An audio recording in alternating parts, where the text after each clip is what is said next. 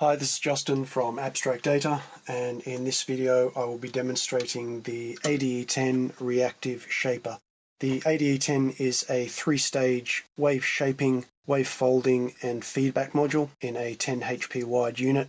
Each of the three stages has CV control via these inputs and with an attenuation and or biasing control for each of the three inputs.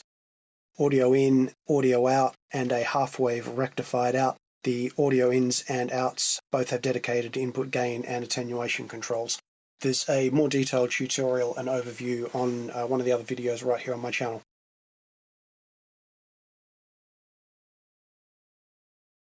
I'm using the ADE-10 VCO. I'm using a triangle wave out of there. I'm using the Tip-Top Audio Z3000 VCO. I'm using the sine wave out of that output. And I'm using the Analog Systems RS95E, and I'm using a sine wave out of that. I'm going to take the output of the A138 mixer, and I'm going to run it into the audio in of the Filtar SE3 by Division 6. I've got all four outputs of the Filtar SE3 connected. I've got the notch, the low pass, the band pass, and the high pass. And they're all running to an IntelliGel VCA. You can see also that I have two CV inputs. The first CV input is the frequency cutoff, and the second CV input is for the balance of the notch output. It swings it between low pass and high pass. I've got it set in the center there. I'm using an Akai headrush delay pedal. You can see I've got about 50% feedback. The high frequency damping is off. The levels are up about 3/4. For the Digiverb, it's a Hall reverb with a fairly long decay time and a fairly flat EQ. You notice that I'm running it in pseudo stereo mode, so I've got left and right outputs.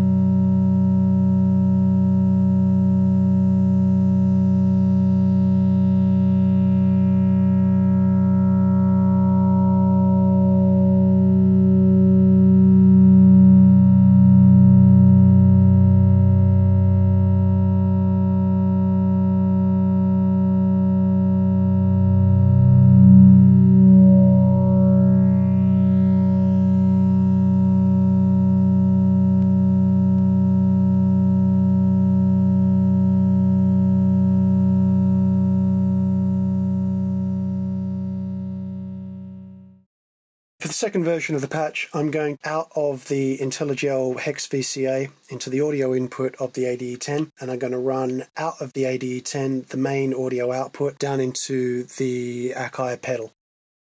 I'm using all three stages. I've got the shaping to about 60%. I've only got the folding just triggering. It's only slightly triggering, but I've got the feedback right up on this one. This patch particularly suits feedback.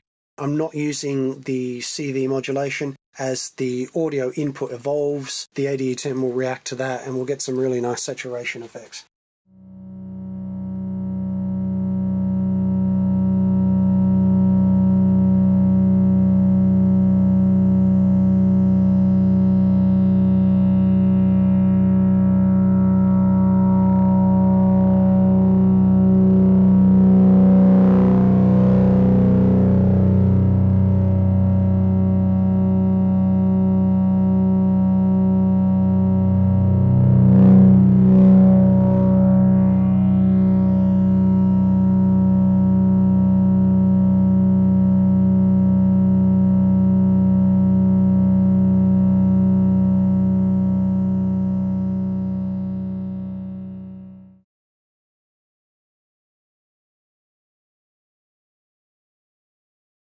I'm going to be using two VCOs for this patch. I've got the ADE-10 A111 VCO being linear FM'd by the sawtooth output of the Tip-Top Audio Z3000 VCO.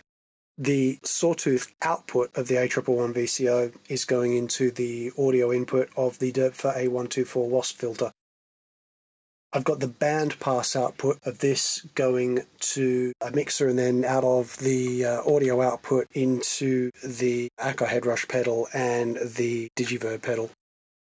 CV in this one is coming from the A147 LFO, and it's controlling the frequency cutoff. I've got the frequency cutoff centered here and the CV to about 25%. So that's just going to roll the CV left and right. I'm using a triangle wave from the A147 LFO, which is off screen here.